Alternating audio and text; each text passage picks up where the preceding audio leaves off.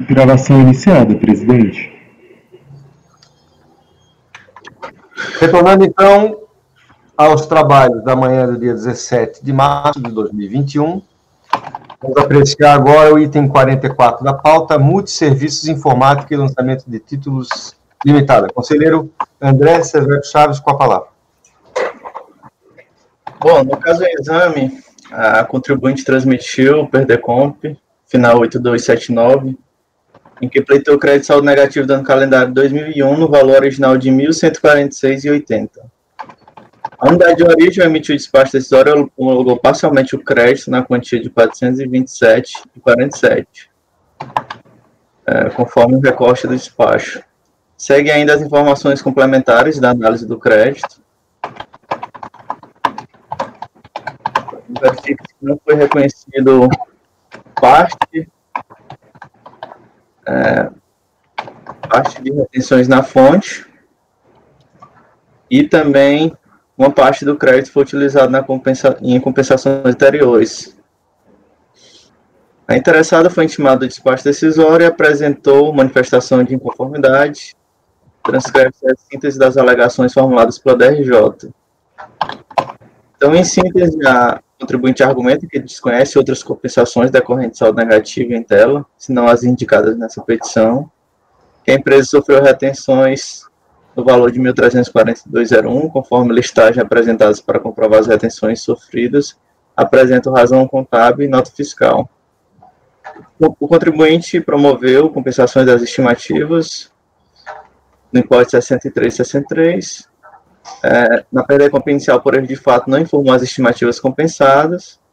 Neste contexto, a soma das retenções sofridas e das estimativas compensadas importa o crédito de R$ 1.405,64, que é um pouco maior do que foi pleiteado, mas o contribuinte requer que seja admitido integralmente o saldo negativo no importe de R$ 1.146,80, homologando-se integralmente as compensações. Ao julgar o caso, a DRJ destacou as seguintes razões: que o manifestante pretende comprovar a fonte glosada com a apresentação de registros contábeis e as notas fiscais emitidas no período. Aí apresenta o regulamento do imposto de renda, especificamente no que se refere à comprovação das retenções na fonte, e continua que o dispositivo legal prevê que as retenções na fonte somente podem ser deduzidas pelo contribuinte se este possui comprovante de rendimentos e respectiva retenção pretendida. Estes comprovantes não foram apresentados. No intuito de comprovar as retenções sofridas, o contribuinte apresenta registros contábeis e notas fiscais. Tais documentos não comprovam o ônus da retenção.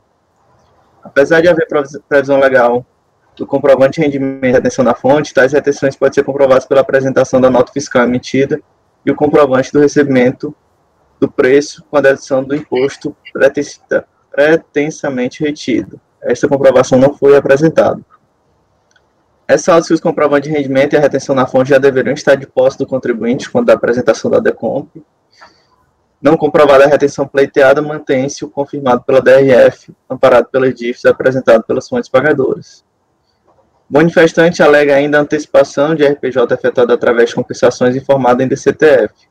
Tais compensações, no importe de 63,63, estão confirmadas pelo Sistema do Receita Federal, conforme o extrato do contribuinte anexado ao processo. Tais antecipações não foram validadas pela DRF, uma vez que não foi informado na DECOMP. O manifestante contesta a existência de compensações efetuadas anteriormente, mediante a utilização do saldo negativo, contudo, tal como informado na análise do crédito, anexada à folha 68, tal compensação foi informada pelo contribuinte em DCTF, e parte do saldo negativo de RPJ no calendário 2001 foi utilizada na compensação estimativa mensual apurada em março de 2002, conforme cópia da DCTF anexada ao processo. Em síntese, somente as compensações no importe 63,63 devem ser computadas na apuração do saldo negativo. Então, a DRJ julga que é importante atentar aqui para o dispositivo, porque a contribuinte ela questiona o dispositivo da DRJ.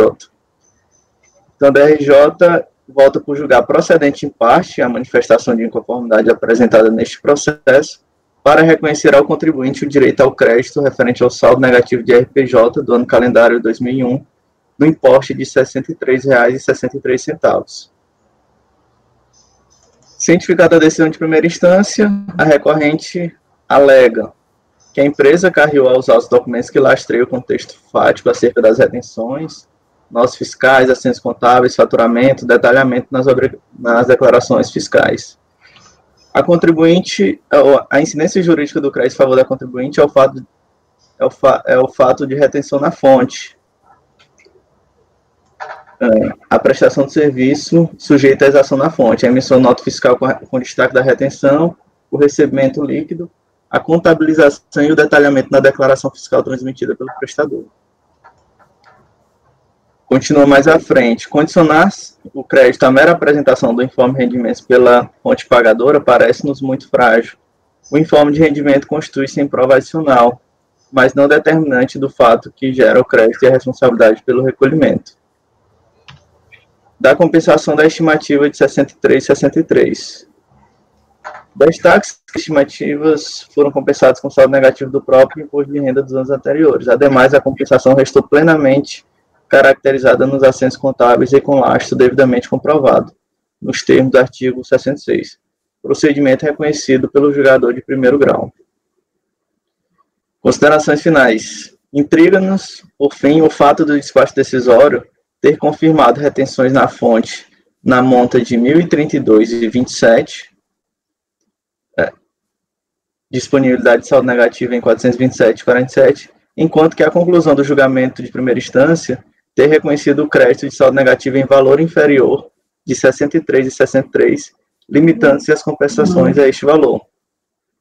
Pelo exposto, restando plenamente comprovado que os créditos alegados pelo contribuinte abarcam a totalidade das estimativas e das retenções, requer o julgamento que o julgamento de primeira instância seja reformado e admitido o valor integral do saldo negativo na quantia de R$ 1.146,80 ao relatório, presidente.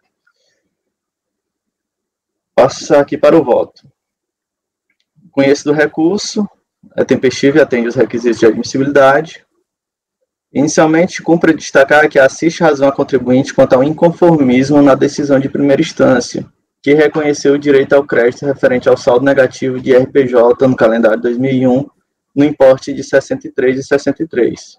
Isto porque, como já fora reconhecido um crédito pela DRF de R$ 427,47, e esse crédito mostrou-se incontroverso, a DRJ deveria ter proferido a decisão no sentido de reconhecer um crédito adicional de R$ 63,63.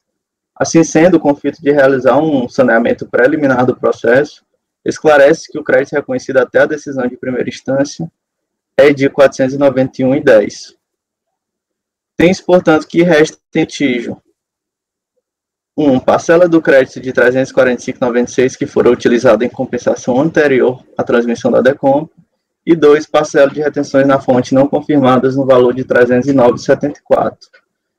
Quanto ao item 1, observa-se que a interessada não impugnou esta matéria na peça recursal. Dessa forma, entendo por considerar a matéria preclusa e reconhecer como definitiva a decisão de primeira instância, nos termos do artigo 42, parágrafo único do decreto 7235. No que se refere ao item 2, verifica que a contribuinte manifesta inconformismo quanto à impressibilidade do informe de rendimentos, bem como argumenta que a documentação apresentada é suficiente para a comprovação das retenções. Quanto a essa matéria, o CARF já simulou entendimento no sentido de que a comprovação das retenções pode se dar por outros meios de prova, à vista da súmula 143. Subsiste, portanto, analisar se a documentação apresentada pela recorrente é suficiente para comprovar as retenções. Para melhor exame, segue o recorte das retenções não confirmadas de 3 fontes pagadoras. Pois bem, analisando-se as notas fiscais, folhas 18 a 54, apresentadas pela contribuinte, constata-se que todas as parcelas de retenções informadas na DECOMP coincidem com o total dos valores destacados nas notas, conforme quadros a seguir elaborados. Verifique-se ainda que tais retenções encontram-se corroboradas na escrita contábil da recorrente, por meio do livro-razão, conta IR-fonte 2001, conforme recortes a seguir. Assim sendo, entendo que os elementos probatórios apresentados são hábeis a comprovar as retenções sofridas pela recorrente. razão pela qual entendo por confirmar uma parcela adicional do crédito no valor de R$ 309,74 e, por consequência, reconhecer o crédito saldo negativo de RPJ na quantia de R$ 800,84. Ante exposto, voto no sentido de conhecer do recurso voluntário e, no mérito, dar-lhe parcial provimento para reconhecer um crédito adicional de R$ 309,74 a título de saldo negativo do ano calendário 2001. Eu como voto, presidente. Muito bem. Doutor Camerano. Eu voto com o relator, presidente. Doutor Daniel. Com o relator, presidente. Doutor Carlos. Acompanho. Doutora Luciana. Acompanho o relator, presidente. Doutor Itamar. Com o relator, presidente. Doutora Letícia. Presidente, desculpa, eu sei que nós já estamos em votação, mas eu só não consegui verificar a questão do oferecimento dessas receitas à tributação. Foi comprovado em primeira instância, né, doutor André? Exato, o que chegou para a gente foi só a questão da comprovação das retenções. Ok, acompanho o relator, presidente. Então, temos por unanimidade de votos dar provimento parcial ao recurso voluntário para reconhecer um crédito adicional a título de saldo negativo de RPJ do ano calendário 2001, no valor de R$ 309,74, e homologar as compensações objeto desse processo até o limite do valor disponível. Item 45, conselheiro André, Smiths Medical do Brasil.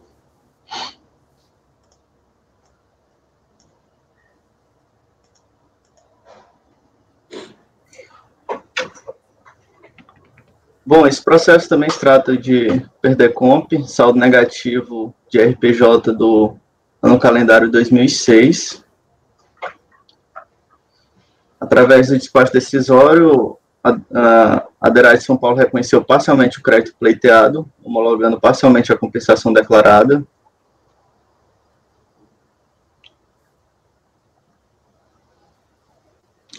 Em relação aos valores de RPJ, não foram confirmados ou parcialmente confirmados os seguintes valores constantes dos demonstrativos. Então, uma parcela de retenções não confirmadas, outra parcela parcialmente confirmadas, e tem parte de estimativas que foram compensadas e também não foram confirmadas. Cientificada, a contribuinte apresentou manifestação de inconformidade, alegando em síntese que a referida retenção não confirmada efetivamente ocorreu, que seria relativa ao IRF sobre a aplicação financeira no Banco Itaú, tendo informado o código de receita equivocado de 0924, quando correto seria 6800, e que havia retificado a da IPJ. Junto com o comprovante, o demonstrativo denominado documento 1, em relação ao valor não confirmado de R$ 1.369,41 relativo ao pagamento efetuado, afirma que em 31 de julho de 2006 havia recolhido o valor em DARF, no valor de R$ 28.551,49, porém, o imposto devido seria de R$ 27.182,08, conforme DARF juntado aos autos. Quanto às estimativas não confirmadas e objetos da DECOMP, constante do demonstrativo, alega que, ao tomar ciência dos respectivos despachos decisórios, havia providenciado as alterações nas DCTF, visando uniformizar os valores declarados na DECOMP e DCTF. Ao julgar a manifestação de inconformidade, a DRJ destacou as seguintes razões: que a compensação do tributo na fonte está condicionada à existência do respectivo comprovante de retenção. A contribuinte trouxe aos autos como comprovante de retenção unicamente o documento de folha 51 a 54, referente à listagem com informações de fontes pagadoras. Constados que o mesmo documento não preenche os requisitos legais acima mencionados. Aliás, em seu final consta na nota informando que o mesmo não substitui o comprovante de rendimentos emitido pela fonte pagadora. Acrescente que em pesquisa ao sistema DIF não localizei a declaração que correspondesse à referida fonte pagadora. Um argumento mais formalista aqui da DRJ. Em relação ao pagamento de código 2362, parcialmente confirmado. Em relação ao valor não confirmado de R$ 1.369,41, relativo a pagamento efetuado, afirma que em 31 de julho de 2006 havia recolhido o valor em DARF na quantia de R$ 28.551 e que o devido seria apenas os R$ 27.182. Através de pesquisa efetuada no sistema da Receita Federal, verifiquei que o valor recolhido já foi utilizado em sua totalidade na quitação de débito do contribuinte, conforme tela reproduzida abaixo. Então, do DARF de 28 mil, somente a quantia de 27 mil ficou alocada naquele débito declarado pela contribuinte. Outra parte ficou solta, que posteriormente foi até alocada, como se pode ver, em 30 de junho de 2011. Bastante posterior à estimativa.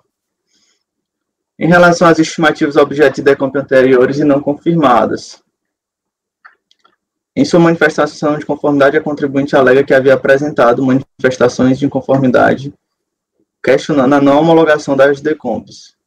Consultando o sistema da Receita Federal, constatei que as referidas decomps encontram-se em discussão administrativa, após não ter sido reconhecido o direito ali pleiteado, e reconhecido parcialmente conforme telas do sistema abaixo. Portanto, tendo em vista que não houve decisão administrativa definitiva em relação às compensações, tem-se que as parcelas de composição do crédito pleiteado referente às estimativas não se revestem de liquidez e certeza.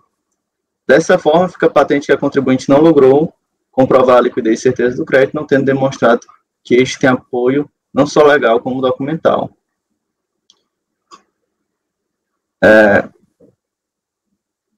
A DRJ analisa um pedido de cancelamento da decomp, mas eu acho que, na realidade, o contribuinte ele quis pedir o cancelamento da cobrança, mas ela fundamentou aqui sobre a impossibilidade de cancelamento do débito confessado.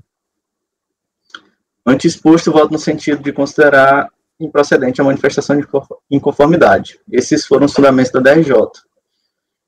Em sede de recurso voluntário, o contribuinte alega que, com relação às retenções na fonte, que no próprio sistema da Receita Federal existem informações suficientes para comprovar a existência da retenção utilizada para compor o crédito saldo negativo, conforme podemos verificar nas informações extraídas abaixo. E aqui o contribuinte apresenta a DIF, que tem a relação das fontes pagadoras. A contribuinte não pode ser prejudicada por falhas no cruzamento de informações da Receita Federal. Portanto, acoste no presente recurso voluntário os documentos que suportam a comprovação do crédito pleiteado. Essas se encontram devidamente detalhadas na DIPJ do período, bem como nas decomp que utilizam o saldo negativo do período, contendo a identificação do fato gerador, CNPJ do responsável pela retenção, base de cálculo e valor retido. Ou seja, a Receita Federal possui elementos suficientes para verificar e detalhar as informações. Ainda há informações declaradas pelos responsáveis pela retenção, que também detalham pormenorizadamente as retenções através da DIF, as quais a empresa acosta na presente manifestação de conformidade, confirmando os valores declarados pela fonte pagadora. Então, a contribuinte reitera a questão da comprovação das retenções. Quanto à questão do pagamento, o contribuinte ele novamente argumenta que pagou o valor total no DARF de 28.551 e que este valor deveria ser considerado em sua totalidade na composição do saldo negativo. Com relação às estimativas compensadas,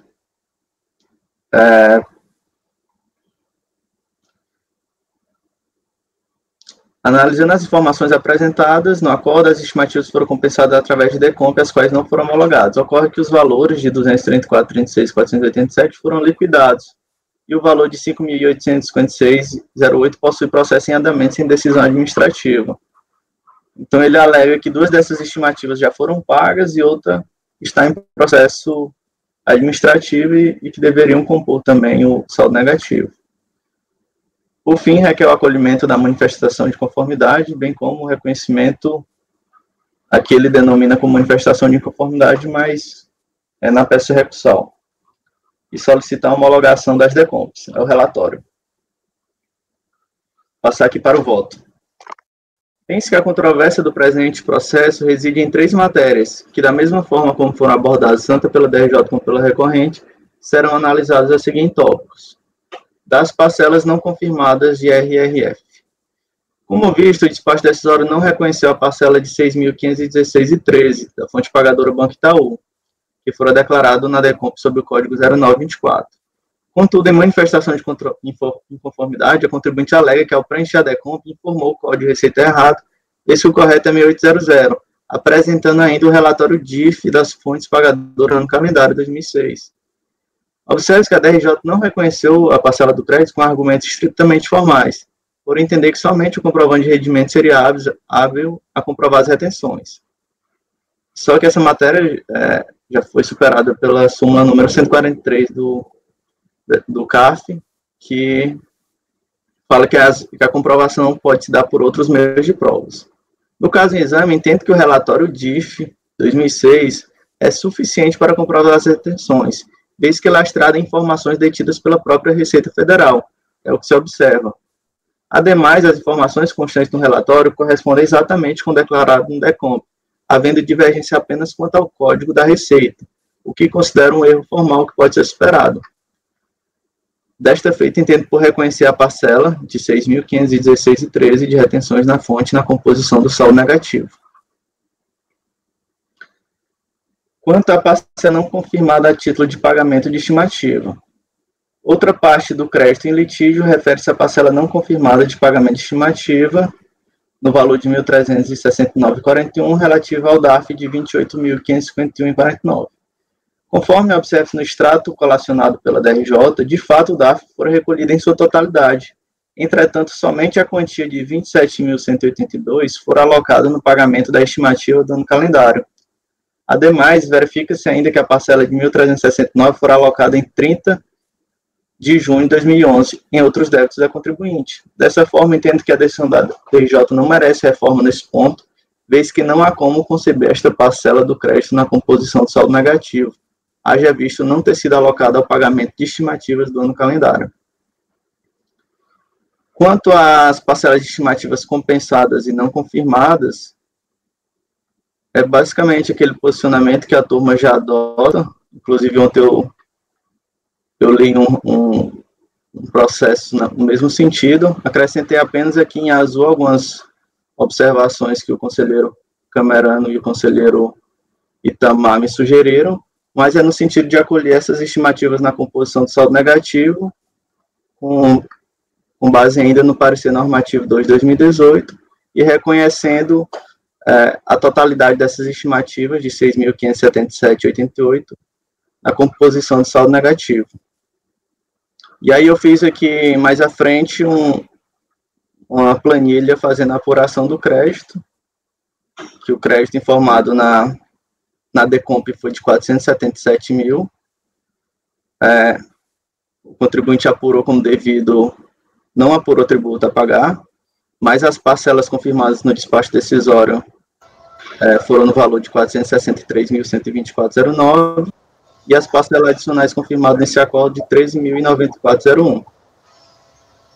Antes exposto, voto no sentido de conhecer do recurso voluntário e no método dar-lhe parcial provimento para reconhecer um crédito adicional de 13.094,01 relativo ao saldo negativo de RPJ do ano calendário 2006 e homologar as compensações até o limite do valor reconhecido. Como voto, presidente?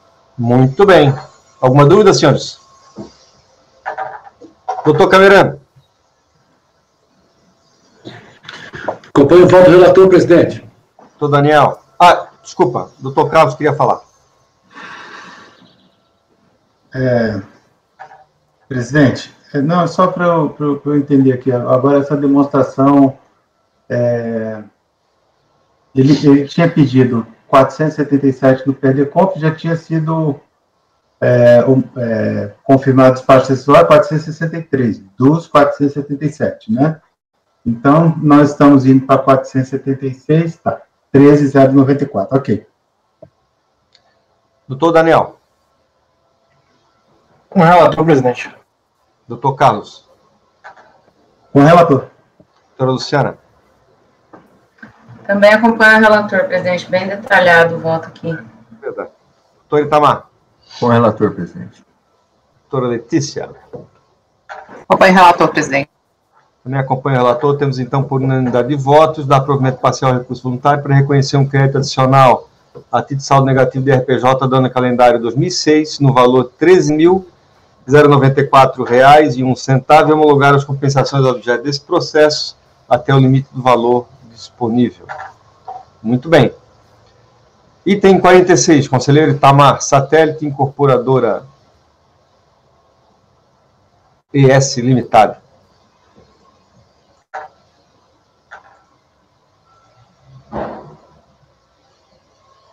Itamar, o microfone, desculpa. Estava falando aqui no mudo. Bom, o processo é muito simples, trata-se de multa regulamentar porque não entregou os arquivos digitais. Em resumo, ele disse que entregou, eu vou ler o acordo, mas eu vou passar um resumo geral pela simplicidade. Ele disse que entregou à autoridade, a DRJ entendeu que ele disse que entregou, mas não juntou nenhum recibo. Aí ele voltou a dizer que os arquivos outros arquivos que ele entregou tinham esses dados, aí depois ele disse que esses arquivos, em especial, que é o MANAD, referente ao ano 2007, 2008, 2009, não estava expresso no termo de intimação, nem no dispositivo que gera a multa. Então ele disse que entregou e depois ele disse que não foi exigido esses arquivos, que ele não está expresso no dispositivo. E a DRJ entendeu que ele não juntou, eu utilizei o artigo 157, parágrafo 3º, reproduzindo a decisão da primeira instância, e fiz alguns comentários acerca do que ele trouxe no recurso voluntário. A parte que ele inovou eu não conheci, e ele disse que não foi exigido, eu peguei a parte do termo de intimação e mostrei a legislação que estava, sim, sendo incluída esses arquivos. Então, aqui no relatório fiscal, ele foi intimado a fiscalizar, foi intimado e não entregou os arquivos MANAD referente aos anos 2007 a 2009.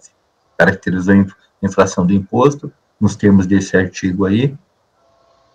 Aí a DRJ analisou, né, eu reproduzi aqui o relatório o que ela alegou. Em azul, eu estou lendo aqui na folha 4 do voto.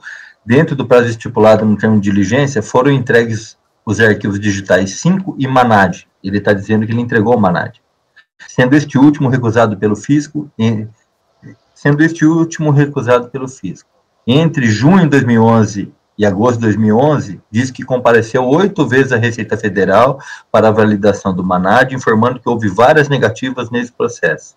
No dia 23 de agosto de 2011, os arquivos MANAD, referente aos anos 2007 e 2009, foram validados e aceitos pelo auditor fiscal José Anchieta Cabral Figueiredo, matrícula tal, motivo pelo qual entendeu resolvida a pendência.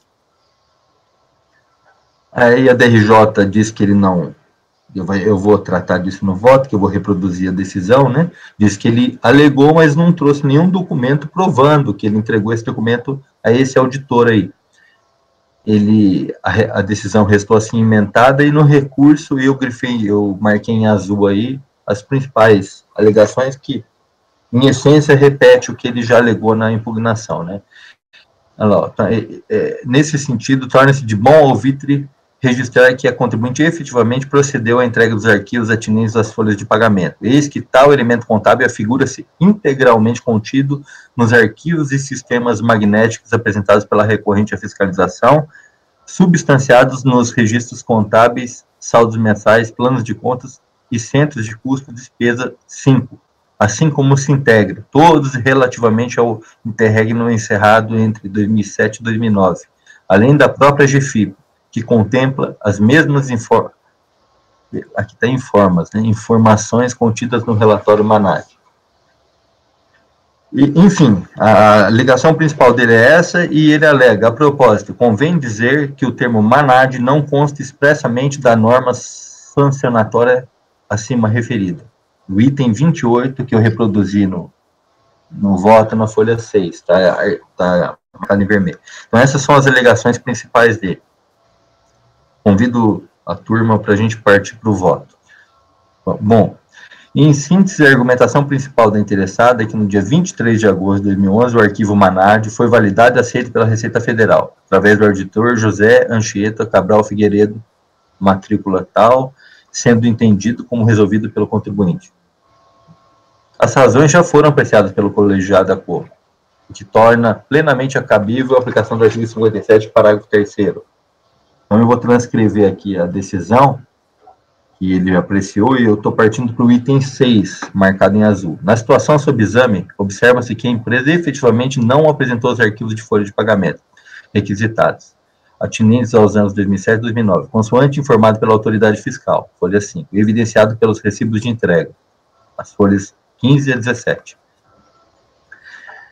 Ficando, portanto, caracterizada a infração de que tratam os preceitos legais acima reproduzidos. Embora a impugnante sustento que entregou esses arquivos a um auditor fiscal, identificado como José Anchieta Cabral Figueiredo, supostamente acolheu-os e validou-os, não juntou quaisquer provas dessa alegação.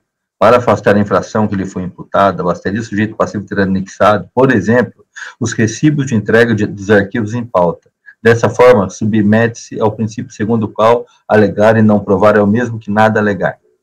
Vale frisar, por oportuno, que a autoridade tributária considerou a prorrogação de prazo solicitada pela autuada para exibição de seus arquivos, estendendo-se de 20 para 40 dias. Ressalta-se também que somente após passados 161 dias, sem que a contribuinte tivesse atendido integralmente a intimação fiscal, foi o que o autor do feito aplicou a multa regulamentar objeto do lançamento. Ademais, aí ele cita a legislação, em síntese ele disse que alegou, mas não comprovou, né? E eu não tem nenhum recibo, eu procurei no processo, não tem nenhuma prova mesmo, então eu estou reproduzindo o que foi decidido no juízo ACO. Aqui nesse ponto da exigência dos arquivos digitais. Ele alegou que não houve o arquivo digital, eu vou ler aqui, eu acho que fica mais fácil. Além de repisar os argumentos que tocam à entrega dos arquivos digitais, argumento já analisado no voto condutor sobre a transcrito, aduz também em seu recurso que, no item 28, a propósito, convém dizer que o termo MANAD não consta expressamente da norma sancionatória acima referida. No entanto, no termo de diligência, folha 1, número 1 de folhas 10, há expressamente discriminados os normativos que regulamentam a forma que os arquivos digitais devem ser apresentados.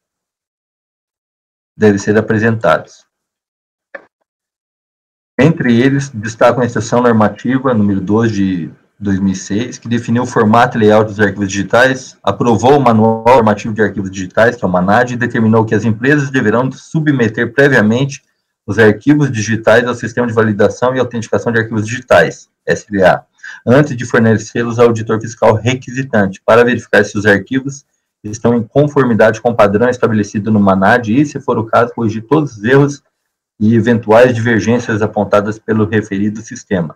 Este normativo foi editado para atender o comando legal consubstanciado nos parágrafos 3º e 4º do artigo 11 da Lei 8218/91. Os parágrafos 3º e 4º, o parágrafo 3º diz que a Receita Federal expedirá os atos necessários para estabelecer a forma e o prazo em que os arquivos digitais e sistemas deverão ser apresentados. O ato a que se refere o parágrafo 3º os atos a que se referem o parágrafo 3º poderão ser expedidos por autoridade designada pela Receita Federal. Ou seja, no termo de intimação, ele discriminou o normativo em relação ao MANAD, eu coloquei as folhas do termo, e aqui está a legislação que exige, então não tem coerência o que foi alegado pela interessada. Observe-se, então, que a exigência dos referidos arquivos digitais estava expressamente estampado no termo fiscal e não foi devidamente atendida pela contribuinte. Ela alega também, a contribuinte discorreu também acerca da impossibilidade de aplicação da multa piquetada no artigo 12, inciso 3º da Lei 8218, em seu patamar máximo de 1% sobre a receita bruta dos períodos fiscalizados, por ofensa aos princípios da razoabilidade, isonomia e boa-fé. E essa foi uma inovação do recurso voluntário. Observa-se que a arguição do percentual da aplicação da multa não foi apresentada em sua defesa inaugural. A dedução postulada na fase recursal não se confunde com o anteriormente discutido. Neste momento, cabe apreciarmos o inconformismo no que se refere à validade e adequação da decisão recorrida. Aqui, a recorrente deve demonstrar o porquê do pedido de reexame da decisão prolatada pelo colegiado ACO. As razões recursais devem ser confrontadas com os fundamentos da decisão recorrida. Incabível, assim, via sede recursal, qualquer inovação jurídica. Pelo exposto, voto por não conhecer das razões não apreciadas pelo juiz ACO. O objeto da presente análise é a decisão que analisou, preciso fazer uma correção de narração aqui. O objeto da presente análise é a decisão que analisou a falta de entrega dos arquivos digitais. Não trouxe provas para demonstrar o que afirmou. Dessa forma, eu nego provimento, voto por não conhecer das novas razões apresentadas na via recursal e, na parte conhecida, negar provimento ao recurso voluntário. É como eu voto, senhor presidente. Ótimo. Alguma dúvida, senhores? Alguém quer fazer algum questionamento, algum levantamento? Levantar alguma questão? Está bem clara a situação, né? Doutor Gamerano. Acompanho o voto do relator, presidente. Doutor Daniel. Com o relator. Doutor Carlos. Com o relator. Doutora Luciana. Acompanho o voto do relator, presidente. Doutora Letícia. O relator, presidente. Doutor André. Com o relator, presidente. Também voto com o relator. Temos, então, por unanimidade de votos, conhecer parcialmente o recurso, na parte conhecida, negar-lhe provimento. Muito bem. Vamos, então, ao item, deixe-me ver aqui, item 51, conselheiro Itamar, Medgate, Investimentos e Agenciamentos Limitado. Bom, senhor presidente, esse processo, a gente tem 7 processos semelhantes. Eu vou detalhar esse processo inicial com todas as argumentações que serão repetidas nos próximos. Então, dessa forma, eu vou expor esse com mais detalhes. Nos próximos, a gente pode, de acordo com o que for julgado aqui, a gente pode reproduzir de uma forma sintética. Apenas para mencionar aos senhores, é o item 51, o 52 é repetitivo desse 51, que é o paradigma. Depois temos os itens 69 a 74. 69 a 74, que são da parte da tarde, tá? Mas a gente vai adiantar o julgamento. Não sei porquê, já estava conversando com o conselheiro Itamar, não sei porque que eles não estão juntos na pauta anotada, porque quando eu fiz o ordenamento dela, eu os coloquei todos em conjunto, tá ok? Doutor Itamar. Eu adianto que esse processo ele não é estranho a essa turma, já foi julgado caso semelhante. Enfim, resumidamente trata-se de serviços hospitalares, que a recorrente entendeu que se aplica ao percentual do lucro presumido no percentual menor, retificou a DCTF após o despacho decisório, a DRJ não entendeu, né? O primeiro despacho não denegou o direito do pagamento ao maior, porque o valor estava alocado a 32%. Como ela entendeu que o percentual era 8% no caso de imposto de renda, ou 12% no caso de contribuição social, ela retificou a DCTF e apresentou a manifestação. A DRJ entendeu que ela não comprovou que o efetivo exercício de serviços hospitalares. Ela recorre juntando documentação. Vou dar uma lida agora num resumo geral e a gente vai vendo as peças nos detalhes. Trata-se de recurso voluntário interposto contra a decisão da DRJ, que julgou improcedente a manifestação apresentada pela hora recorrente, a qual apresentou o PERDECOMP indicando origem de crédito relativo a pagamento indevido ou a maior.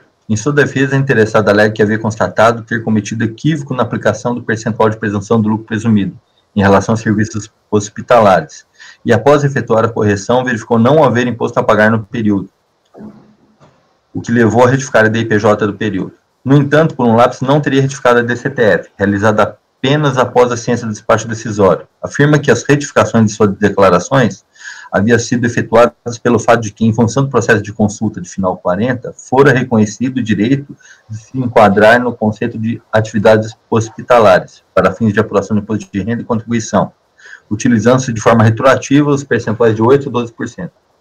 Finaliza requerendo seja admitida a retificação da DCTF referente ao período, seja reconhecido o crédito constante da PERDECOMP, em referência à homologada compensação nele constante.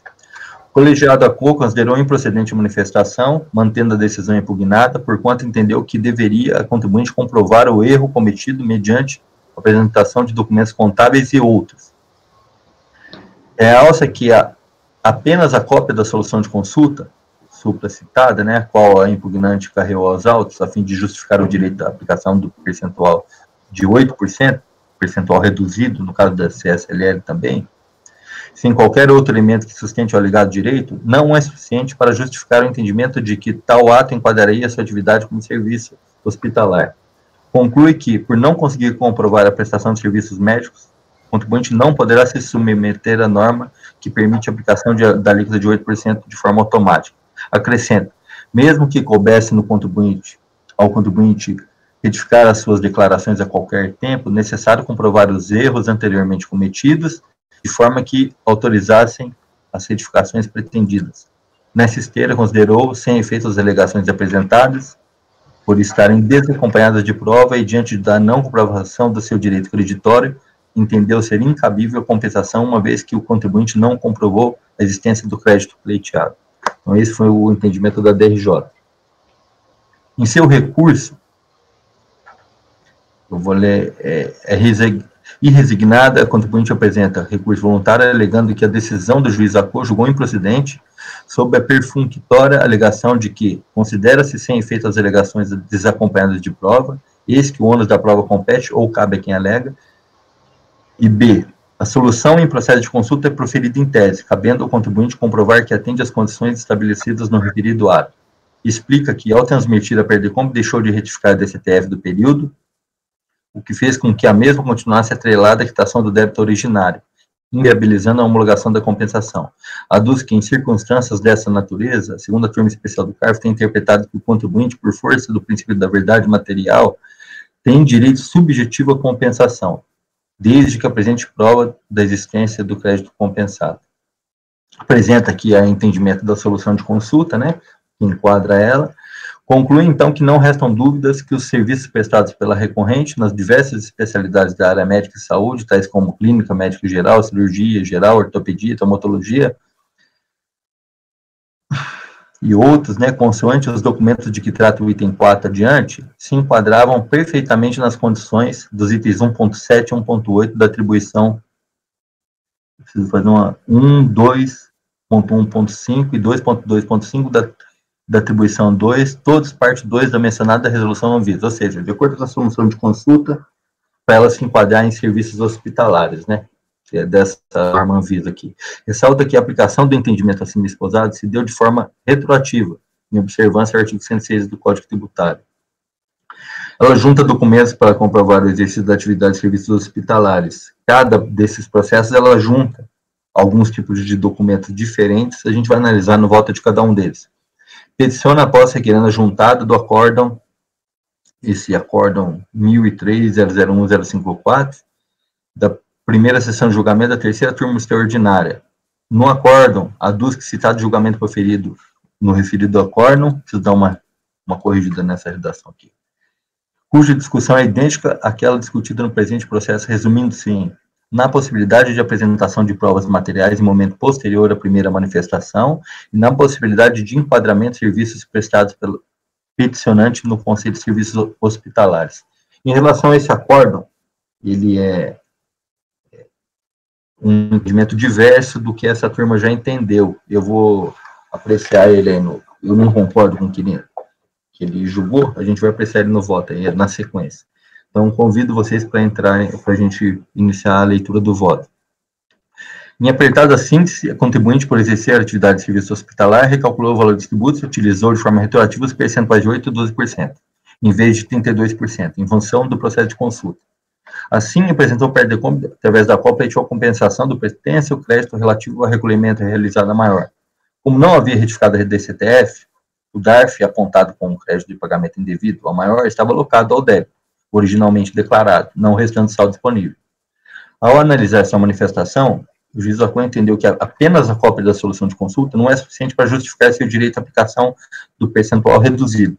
Expõe que a defesa não trouxe nenhum documento ou informação que permita avaliar que, no período em questão, o contribuinte exercia atividade de serviço médico hospitalar, segundo o conceito vigente à época, que era definido pelo artigo 27 da IN 480. Diante do exposto, por não conseguir comprovar a efetiva prestação de serviço, concluiu que a contribuinte não poderá se submeter à norma que permite a aplicação da alíquota reduzida de forma automática. Aqui já estou iniciando o entendimento, né? A contribuinte apresenta recurso voluntário. Eu preciso corrigir aqui. o que chamou de provas suscitadas no julgamento do acórdão atacado, juntando documentos comprobatórios do exercício de atividades e serviços hospitalares. Nesse processo, se refere às folhas 88 seguintes. Cumpre destacar nesse ponto que poderia interessar exercer efetivamente a prestação de serviços hospitalares no período em questão, de modo a se enquadrar fiscalmente na alíquota reduzida. Fato é, nesta situação, que não há como ter a certeza da atividade exercida com os documentos que foram juntados aos autos. O percentual do lucro presumido é considerado por cada tipo de receita auferido. Rememora-se que, em caso de haver receitas oriundas de diversas atividades, deve-se considerar o respectivo percentual aferente a cada uma delas, para se apurar o exato tributo devido no respectivo período de apuração.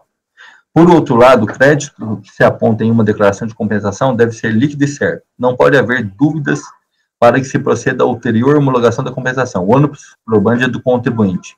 A máquina pública, nesse tipo de processo, não pode diligenciar em seu lugar. A compensação opera-se mediante o instituto da homologação posterior, tácita ou expressa. Ou seja, não havendo manifestação por parte da Fazenda Pública, resta extinto o débito confessado por meio da declaração, porquanto homologado tacitamente. Essa sistemática viabiliza a aplicação do instituto da compensação em milhares de casos, favorecendo milhares de contribuintes.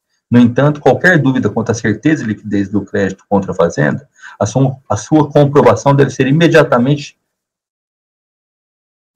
feita imediatamente pelo contribuinte. Trata-se de rito sumário, devido às suas particularidades, sob pena de sepultar sua aplicação, caso assim não o seja.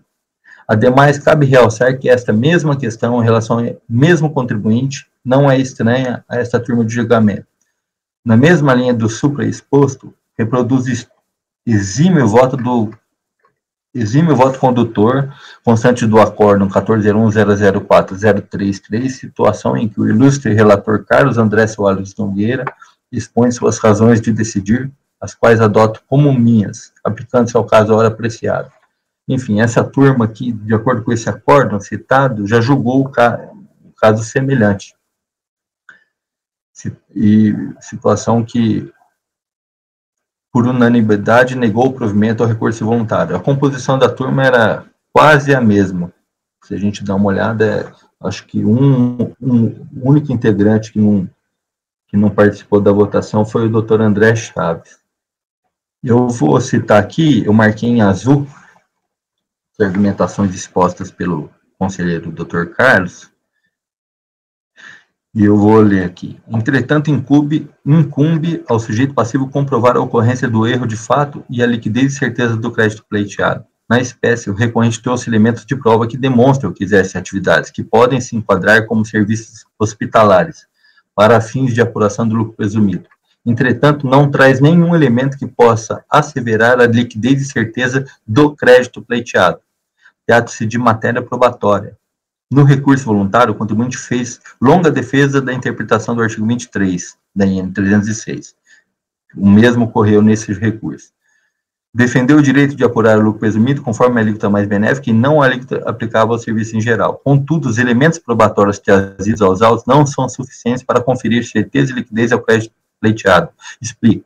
A questão posta é a desconstituição do débito constituído por meio da DCTF, que requer a comprovação de qual é o débito condizente com a verdade material. Em outras palavras, se o contribuinte equivocou-se na DCTF e na DIPJ e declarou débitos maiores do que os devidos, deve comprovar qual o montante efetivamente devido e, por consequência, comprovar a liquidez e certeza do crédito pleiteado. Citou o artigo 373 do Código do Processo, né?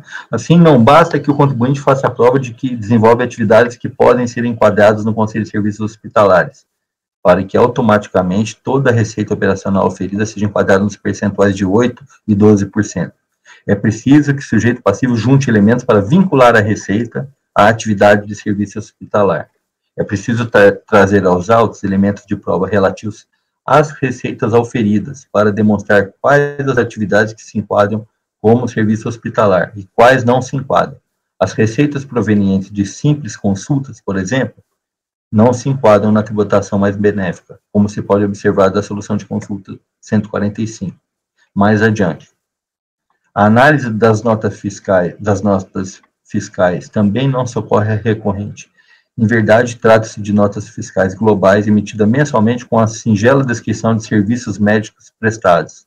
Seria preciso que fossem emitidas notas fiscais por procedimento, individualizadas, para que se pudessem identificar quais os procedimentos que se enquadram no no conceito de serviços hospitalares. Ademais, seria preciso juntar elementos de prova da contabilidade para se determinar se as receitas declaradas estão de acordo com a escrita comercial. Sem a prestação de tais elementos probatórios, o pedido do contribuinte carece de liquidez e certeza. Este acordo aqui, ela peticionou após, que foi o acordo que eu comentei no relatório, que deu razão para ela. Ela peticionou após o recurso voluntário, que é um acordo que deu razão, que a gente vai analisar as razões de decidir dele agora. A recorrente peticiona após interpor esse recurso voluntário, requerendo a juntada do acórdão 1003.001.054. Da mesma forma que esta decisão apresentada a posteriori pela recorrente, a qual tratou de questão idêntica, o acórdão supracitado, proferido por esta turma de julgamento em novembro de 2019, também abordou a mesma questão. No entanto, ao meu ver, enfrentou de forma completa e percussiente a matéria da certeza e liquidez do direito creditório, evidenciando a necessidade de se comprovar, ao menos com a escrituração, a origem das receitas para fim de aplicação de percentual do lucro presumido. No outro passo, transcrevo abaixo a parte conclusiva do voto condutor do acórdão epigrafado, que é a decisão que ela juntou, né? Eu vou ler o finalzinho, o dispositivo e os meus comentários. Ante o exposto, voto no sentido de dar provimento ao recurso voluntário, reconhecendo o direito creditório pleiteado, mas sem homologar a compensação por ausência de análise de mérito, com o consequente retorno dos autos da DRF de origem para a continuação da verificação da existência, suficiência e disponibilidade do direito creditório pleiteado no PERDECOM. Por ser pertinente ao deslinde da questão, peço vênia para divergir do que foi decidido pela ilustre relatora do voto condutor supratranscrito, expondo as razões que se aplicam neste julgamento. Ora, o fenômeno da compensação ocorre quando há extinção do crédito tributário, que é o débito compensado. O crédito tributário é o débito confessado pelo contribuinte mediante a declaração. Ocorre a compensação quando o crédito, líquido e certo, do contribuinte é o mesmo valor do débito confessado. Após a entrega da declaração, não concordando com os valores, a Fazenda não homologa a compensação. O contribuinte impugna, então a autoridade julgadora analisa se há crédito suficiente para que se deflagre o fenômeno da compensatória. A meu ver, há uma incongruência em reconhecer o direito creditório e, ao mesmo tempo, determinar o retorno dos autos à unidade de origem para a verificação da existência, suficiência e disponibilidade do direito creditório pleiteado, como foi feito no acórdão, né, que ela juntou. Como exposto acima, o mérito do julgamento é a certeza de sua existência. E também do respectivo valor, que é a liquidez. Em caso de necessidade, cabe diligência. Mas, não sendo o caso de investigação, não se deve transferir essa análise, apreciação da existência e do valor do crédito à unidade de origem, após a instalação do litígio. Da forma como foi decidido, torna-se inafastável alguns questionamentos, como, por exemplo, e se o crédito apurado na unidade de origem for insuficiente? E se o contribuinte não concordar com os valores que forem apurados na unidade de origem? Nascerá nova lide? Por isso, entendo incabível, nesse caso, após a instalação do contencioso, a apreciação do valor do crédito pela unidade de origem. Estaria, desta forma, substituindo o colegiado de segunda instância. Desse modo, eu entendo que, como fez esse acordo, eu discordo do que foi decidido por essa turma, nesse idêntico caso que ela juntou aos autos. Eu juntei um outro acordo também, que, na verdade, eu estou citando um outro acordo que a turma não quis conhecer dos documentos, né? Ainda, em 8 de maio de 2019, a mesma matéria em relação à mesma contribuinte foi objeto de apreciação pela segunda turma no acórdão 1002.000.672, a qual decidiu, por unanimidade de votos, em não conhecer dos documentos inéditos juntados no recurso voluntário, em razão da preclusão consumativa, e no mérito, na parte conhecida, em negar provimento, ou seja, essa turma já nem conheceu os documentos e negou o provimento. Eu marquei em azul. Eu estou partindo agora para a leitura das considerações finais. Reitera-se que o percentual do lucro presumido é definido de acordo com a atividade exercida pela pessoa jurídica. Para se ter a certeza e liquidez de determinado pagamento indevido ou maior, é preciso identificarmos a natureza das receitas auferidas no respectivo período de apuração, para exata demonstração do imposto devido e do pagamento indevido ou maior. Necessário, então, a apresentação dos registros contábeis, demonstrando a apuração do imposto, complementado com planilha, para se identificar, ainda que por amostragem, a natureza das receitas constantes das notas fiscais do período em análise. Este ônus cabe ao contribuinte. Os documentos apresentados pela recorrente não permitem concluir ser o crédito líquido e certo. Desse modo, não há como conhecer o crédito em questão. Assim, voto por negar provimento ao recurso voluntário, mantendo a decisão de primeira instância. Esse é o voto, senhor presidente. Muito bem. Está aberta a discussão. Alguém tem algum questionamento, conselheiro? Eu faria conselheiro Itamar, quando você cita ali folhas 88 seguintes, os documentos que ele teria juntado aos autos, né? Eu estou até tentando aqui, mas o sistema está muito lento. Seriam aquelas notas fiscais globais, é isso que ele juntou? Cada processo, os outros 6 processos, cada um ele juntou um documento, licença, alvará. Alguns processos ele juntou notas fiscais, que inclusive nos próximos julgamentos desses próximos processos, eu iria convidar para a gente olhar esses documentos, que de fato não comprovam nada.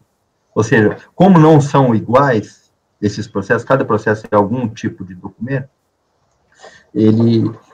a gente acaba sendo matéria de análise. Mas alguns ele junta alvará, o contrato social, objeto de listagem de clientes, ou seja, mas ele não demonstra que naquele período, ou seja, ele é um pagamento a maior, né? Se é um pagamento a maior, é decorrente de uma apuração, de algum período de apuração. Nesse período, ele deveria vincular, como já foi dito pela decisão de PISA, os registros contábeis com notas fiscais do período. Tem processo que ele junta nota fiscal de outro período, ou seja, ele entendeu, eu devo apresentar, comprovar que eu exercia serviço hospitalar. Ele começou a juntar documentos que ele exercia serviço hospitalar, mas a gente está analisando um crédito de pagamento devido a maior relação a um período. Então, a certeza de liquidez desse crédito se refere ao período. Aí eu estou continuando para expor algumas coisas. Eu comecei o voto dizendo do Instituto da Compensação, que é eletrônico, justamente a Fazenda não pode parar, ele de fato poderia até comprovar que ele exerce serviço hospitalar no período em questão. Mas a gente não pode parar a máquina pública para ver ele tem que comprovar de plano. Quando a gente não homologa e pede a comprovação, não cabe a gente fazer a diligenciar no lugar do contribuinte, né? O raciocínio é perfeito, mesmo porque ele pode ter atividade, como você colocou ali, ele pode fazer cirurgia, assim como ele pode fazer consulta, né? E aí ele tem que segregar isso aí, né? Ele tem que demonstrar essa segregação, né? Tem que demonstrar como? Através das notas fiscais, em consonância com os registros contábeis, que é onde ele vai demonstrar aquilo que ele ofereceu a mais a tributação, né? Em cada caso. Só para tirar essa dúvida aí. Mais alguém? Conselheiro André. Nessa mesma linha eu estava analisando aqui, o contribuinte, ele, de certa forma, ele está aparado pela matéria de direito, né? Tem uma solução de consulta a favor dele, mas, de fato, realmente, a documentação apresentada, mesmo com o alerta da DRJ, é completamente insuficiente, né? Nesse caso específico, eu não estou vendo nem notas, assim, ele apresentou apenas alvará de licença, uma planilha genérica, um cadastro, então, realmente, a questão probatória de comprovar tanto que os serviços foram oferecidos na modalidade que a situação disso, e também, como o relator falou, não tem a demonstração da apuração desses pagamentos a maior, então realmente fica realmente prejudicada essa questão, apesar do contribuinte estar amparado por uma matéria de direito, né? Questão eminentemente probatória. O direito é tranquilo. O problema é você provar que a receita oferida se enquadra nessa alíquota ou na outra. Mais alguma consideração, senhores? Podemos passar a votação? Estou camerando. Exatamente, senhor presidente. É uma questão probatória. Evidentemente que ele deve ter o direito ao serviço hospitalar, provavelmente. Já tem vários processos aí sobre isso, em que ele é parte. Ele já teve várias oportunidades nos processos, inclusive. Já era tempo dele perceber o que ele tem que fazer para aprovar esse crédito. E é uma prova muito fácil de fazer. Muito fácil. Olha, se eu tenho receitas que eu tributei a 32%, a base de cálculo, mas é a 8%, eu tenho primeiro que fazer o cálculo da diferença para ver qual é o crédito que eu tenho aí. E após, eu mostro as notas fiscais destas receitas, que me permitem se utilizar do coeficiente de presunção de 8%, para eu ter, pelo menos, a certeza quanto ao crédito que está sendo pleiteado. E como muito bem colocou o relator, nem isso se tem no processo. Que crédito, qual o valor do crédito, que ele não é confiável. E é uma prova fácil de fazer, né? Então, eu acompanho o voto do relator, presidente. Doutor Daniel. Com o relator, presidente, parabenizo aí a análise detalhada que ele fez do caso aí, porque tem outros acordos precedentes que ele precisa enfrentar. É verdade. Doutor Carlos. Eu também acompanho, também dando os parabéns ao relator, né? E chama a atenção, quer dizer, o contribuinte já teve uma decisão que já apontou essa questão, além da própria decisão da DRJ, já teve outro processo julgado aqui por essa turma que apontou que é uma questão probatória, que ele tem que comprovar o direito que ele está pleiteando, e mesmo assim não veio aos autos fazer essa prova, que, como disse o conselheiro Camerano, é uma prova que está à mão dele produzir. Né? Então, acompanho o relator. E assim, o processo é de 2009, né? Eu não sei quando é que ele chegou no CARF, esse processo, conselheiro Itamar, mas já deve estar aqui um bom tempo esse processo, né? Mesmo que ele tivesse juntado essas provas proximamente, eu acho que até você iria considerar, entendeu? Realmente é uma prova muito fácil de fazer. E eu, sinceramente, não consigo entender como é que você consegue perder um processo desse. Tá entendendo? Não consigo entender, né? Mas, enfim. Doutora Luciana. Também acompanho o relator, presidente, parabenizo aí pelo estudo das questões, né, o enfrentamento como ele fez aqui, ficou bem interessante o voto, inclusive como material para estudo. Acompanho o relator. Doutora Letícia. Presidente, realmente é uma prova que não é difícil. Eu consigo entender por que o contribuinte não consegue fazer, porque médico é ruim demais. Se essas questões não são difíceis para quem entende, mas médico, eles são horrorosos. Eu falo por experiência na família, né? Que meus médicos aqui, eles não entendem nada do que eu falo. Mas, enfim, vai ter equipe judicial, porque realmente não tem comprovação nenhuma. O conselheiro relator fez um voto brilhante mesmo e, infelizmente, perdeu, né? Acompanho o relator. Na realidade, eles não querem entender, Letícia. Tá entendendo? E assim, mas, de qualquer forma, apesar de eles não entenderem, muito provavelmente foi feito por um advogado esse recurso. Né? O problema é que eles nem sabem que o advogado é ruim também. Aí é outro problema, não quero entrar nesse mérito. Não nos cabe aqui. Mas, enfim, doutor André. Eu também acompanho o relator e também parabenizo pelo voto extremamente detalhado, enfrentando outros acordos. E muito, muito bom. Parabéns. É verdade. Parabéns, doutor Itamar. O voto está muito bom mesmo. Tá? Também voto com o senhor. Então, temos, por unanimidade de votos, negar provimento ao recurso voluntário. O item 52, ele é repetitivo desse paradigma.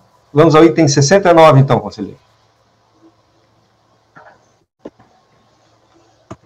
Que é da parte da tarde de hoje, tá? Bom, os ajustes, aqui ele era repetitivo. Esses aqui eu já falo dos dados do processo em detalhes. Então, na verdade, para a gente não precisar repetir toda a argumentação, nesse processo trata de uma Decomp que tentou utilizar o crédito a maior em abril de 2001, referente a IRPJ do Código 2089 do primeiro trimestre de 2001, conforme está marcado em amarelo. O valor é 45.375. Eu vou fazer os ajustes em relação às provas, eu vou só chamar atenção para os senhores, como eu já relatei o caso em questão, uma análise interessante em relação a esses processos é que ele retificou no processo 2001, que são 3 processos, se eu não me engano. Ele retificou a DCTF em 25 de novembro de 2005. A autoridade julgadora entendeu que ele não poderia retificar estando sob ação fiscal. O que acontece é que a ação fiscal tinha terminado dia 4 de novembro. Ele retificou a DCTF e a ação fiscal em relação a esse período foi em relação a receitas financeiras, ou seja, ele foi autuado por não incluir receitas financeiras na base de cálculo do grupo presumido. Só que ele verificou, provavelmente ele entrou na matéria para se defender da autuação, verificou que a alíquota dele seria de 8%, não 32%. Então, paralelamente à autuação, ele retificou a DCTF para pedir restituição a esse DARF aqui que a gente está analisando. E a autoridade julgadora falou, você não pode retificar a DCTF porque você está sob ação fiscal. Mas ela não se atentou que a ação fiscal já tinha terminado 20 dias antes. E também era outro assunto. Ou seja, não interfere no que vai ser decidido aqui, que as razões são as mesmas. Ele tentou utilizar de um crédito, um pagamento a maior, porque ele utilizou a alíquota de 32%, ele queria utilizar a alíquota de 8% nesse caso, que é o imposto de renda. Então, eu vou partir direto aqui, o caso é o mesmo, o acórdão vai sair com os devidos ajustes. Neste processo, eu vou abrir o processo para demonstrar as provas que ele apresentou. Vou falar as folhas, que aí eu acho que é a parte mais importante como é uma matéria probatória, a parte mais importante da nossa análise se refere às folhas, tá? Então, eu estou abrindo aqui, só um segundo. As folhas folhas 78 seguintes, ele junta o contrato social, não são muitos documentos, então se for passando o olho, vê que ele não tem documento em relação às notas fiscais do período, como realçou o doutor Camerano, ele deveria demonstrar as notas fiscais daquele período que ele aplicou a alíquota de 32% e para demonstrar a diferença de 32% para 8%. A contabilidade, uma planilha vinculando, ele não adentrou na matéria, que é uma prova muito fácil. Você olhando essas provas das folhas 78 seguintes, vê que ele juntou contrato de cessão de direitos, contrato social, alguns processos alvará, nesse caso não, mas não juntou essas provas. Então, por isso, eu nego o provimento desse recurso, senhor presidente. Muito bem, doutor Camerano.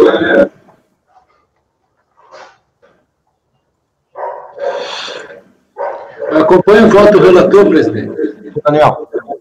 Com o relator, presidente. Doutor Carlos.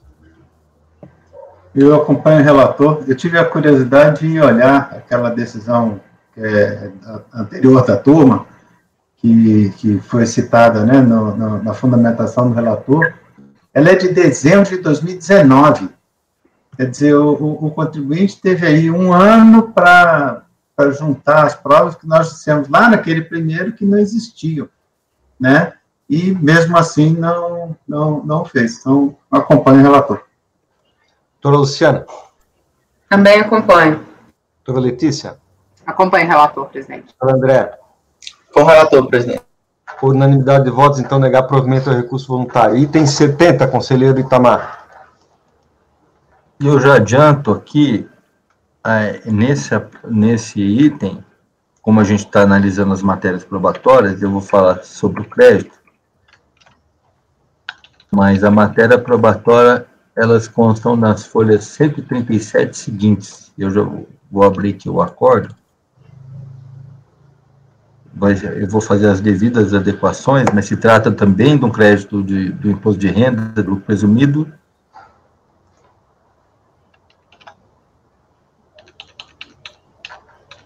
Do segundo trimestre do ano de 2000, no valor de 13 mil. E aí a gente olhando, ele até tentou juntar o livro diário, que se olha, o livro diário consta da folha 143, mas também não vinculou, não demonstrou com notas fiscais, juntou duas folhas, enfim,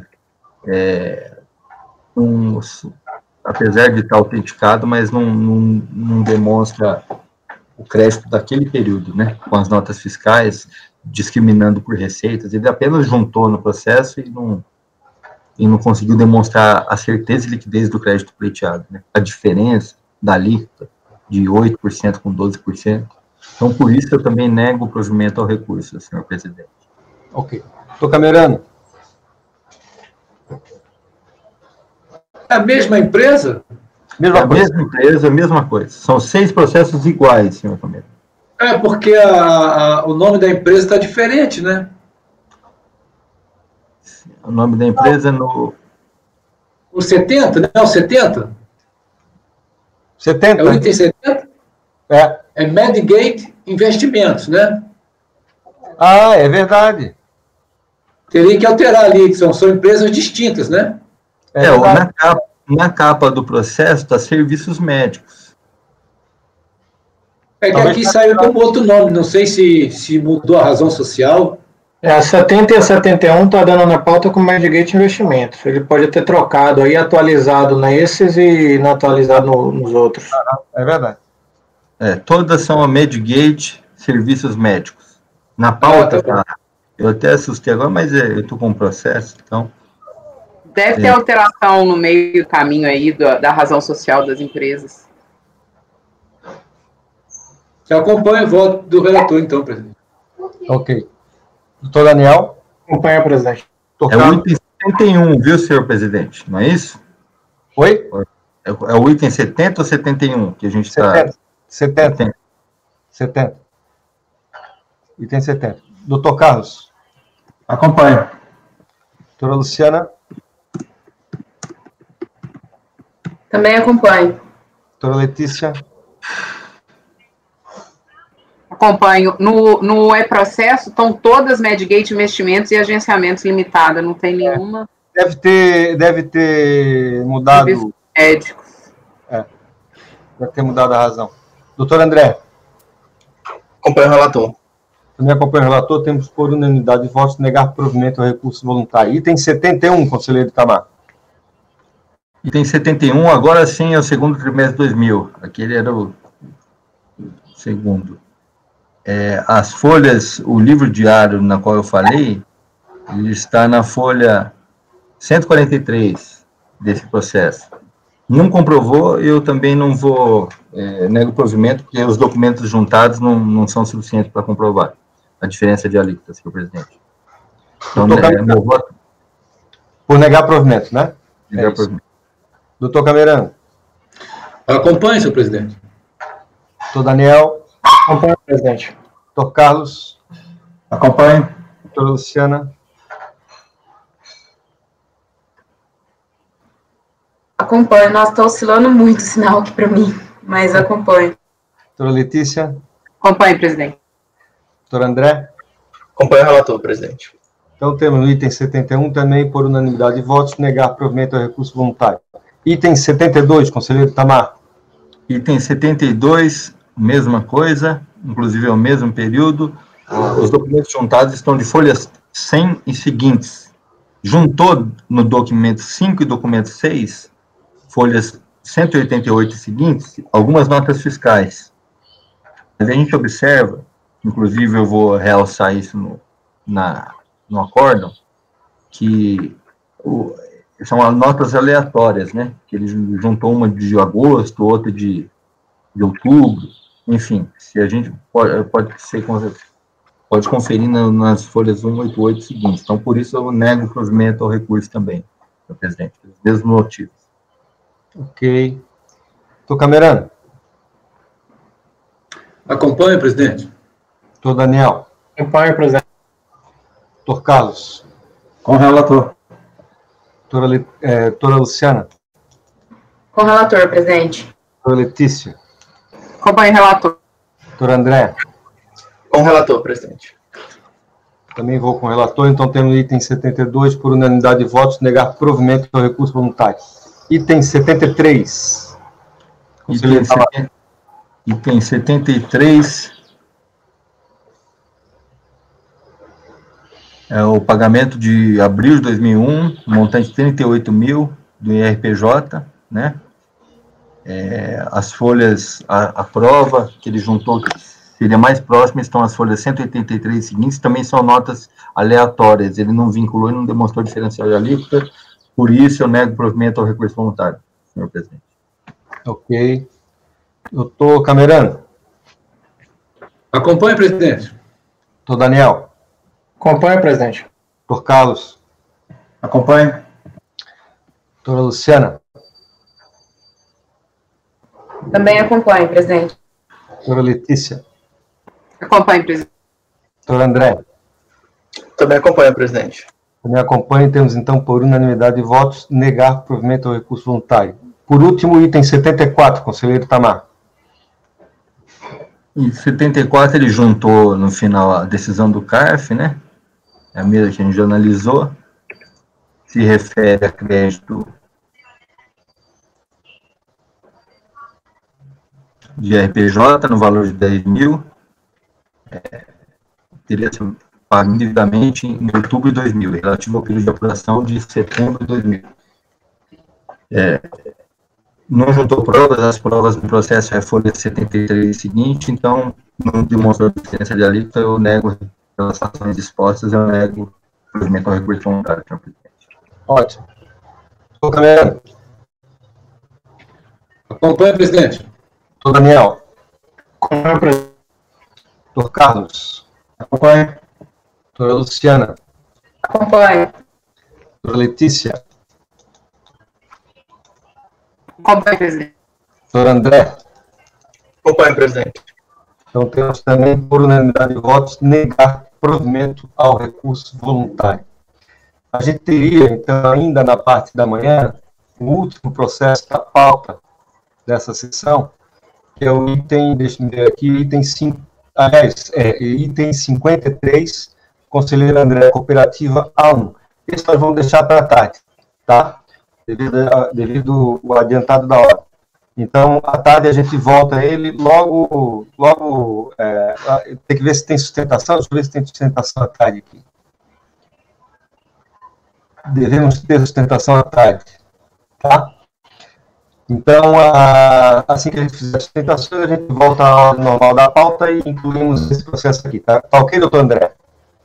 Então, isso fica para tarde, beleza? Isaías, por gentileza, pode parar a gravação?